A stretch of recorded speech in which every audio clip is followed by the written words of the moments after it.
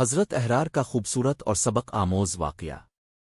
حضرت احرار ایک نہایت متقی درویش صفت اور حق گو بزرگ تھے۔ سادگی، صبر اور اللہ پر کامل توکل ان کی زندگی کا نمایاں وصف تھا۔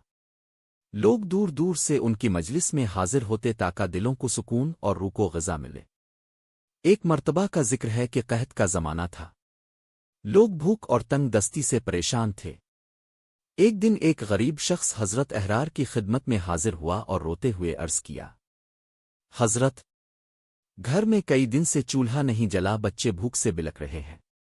حضرت احرار کے پاس اس وقت دینے کو کچھ بھی نہ تھا، نہ گھر میں اناج تھا نہ پیسے۔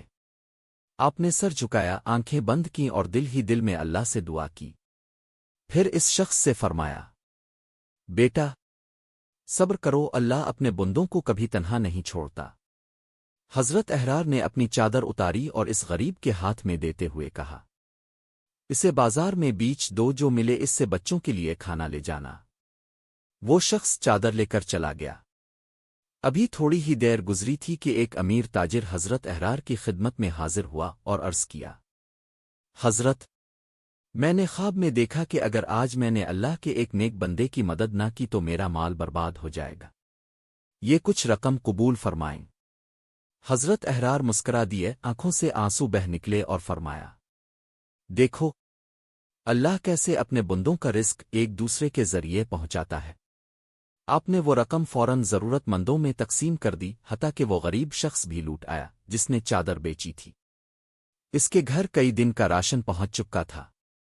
سبق: یہ واقعہ ہمیں سکھاتا ہے کہ اللہ پر سچا بھروسہ کبھی ضائع نہیں جاتا۔ جو اللہ کی راہ میں دیتا ہے، اللہ اسے کئی گنا لوٹا دیتا ہے۔ صبر، اصرار اور توکل ہی اصل دولت ہے۔ حضرت احرار کی زندگی ہمیں یہ پیغام دیتی ہے کہ اگر دل اللہ سے جڑ جائے تو تنگی میں بھی آسانی کے دروازے کھل جاتے ہیں۔ اگلی ویڈیو حضرت میاں میر کے بارے میں دیکھنے کے لیے میرا یوٹیوب چینل اولیائے ملتان سبسکرائب کریں۔